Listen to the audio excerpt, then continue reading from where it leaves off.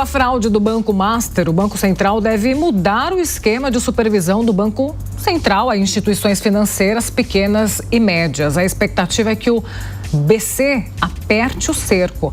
Assunto para o Alan Gani. Como assim o Banco Central vai apertar o cerco depois dessa operação? Pois é, Paulinha, o que acontece é o seguinte, o sistema financeiro nacional, ele já é bastante regulado, ele já segue duras regras aí, padrões internacionais, ele é tido como bastante robusto e sólido. Mas aconteceu essa crise do Banco Master e aí é claro que o Banco Central entende que precisa aperfeiçoar os mecanismos regulatórios. Só que há um problema, né? Tem um trade-off nisso, tem uma escolha conflitante. Se você também coloca muita regulação, você pode inviabilizar o crédito, principalmente para os bancos pequenos e médios. E aí você trava o mercado de crédito e o crédito é algo muito importante para o crescimento econômico. Então, esse ajuste na regulação, ele tem que ser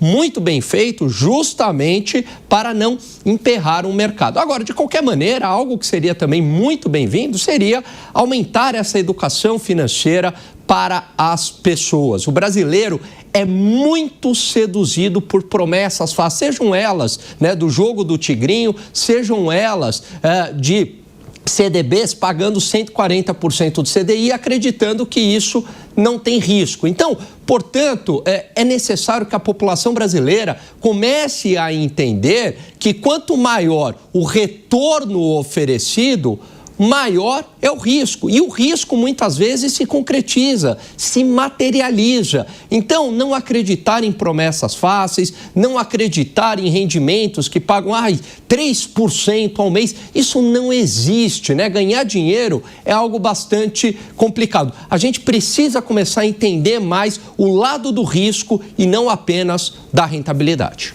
Quando você fala de educação financeira, aí é desde pequeno? Desde pequeno. Aliás, algumas escolas já fazem isso, né, Nonato? E muitos pais também, de uma maneira lúdica, ensinam os filhos já a importância do dinheiro. Quer dizer, a gente não pode ter esse tabu de falar de dinheiro. Muito pelo contrário, né? Isso já tem que ser enraizado para as crianças, lógico, adequado à idade das crianças, mas a gente ter noções de finanças, noções de economia, eu defendo até noções de direito, porque isso nos torna um cidadão mais racional, né? E que entende mais os riscos numa sociedade, que também entende mais seus deveres e os seus direitos.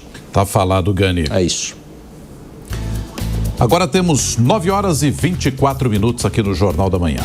Seguimos falando a respeito da operação de ontem, que culminou com a prisão do dono do Banco Master, Daniel Vorcaro. Isso porque o Banco Central estuda agora mudar o esquema de supervisão a instituições financeiras pequenas e médias também.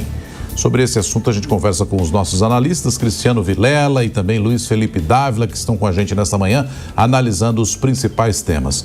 Ô Dávila, quando o Banco Central estuda uma mudança, especialmente em pequenas e médias instituições, é bem-vinda? E eu pergunto isso porque o sistema financeiro brasileiro é um dos mais elogiados de todo mundo, tem uma série de regras importantes e que, teoricamente, não facilitariam esse tipo de irregularidade.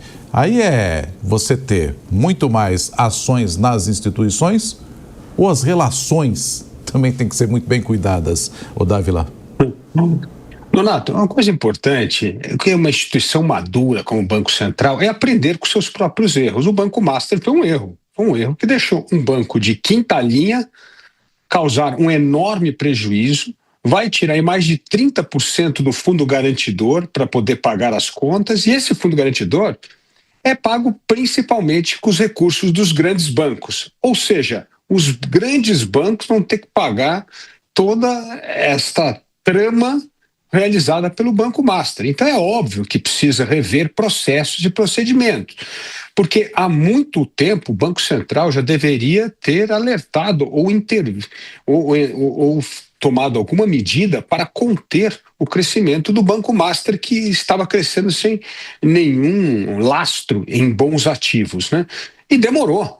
E isso não só nessa gestão, que o Galípolo demorou 11 meses para reagir em relação ao Banco Master, mas principalmente a gestão passada, porque o negócio do Banco Master já começa na gestão de Roberto Campos Neto. Então é preciso rever processos. Não funcionou.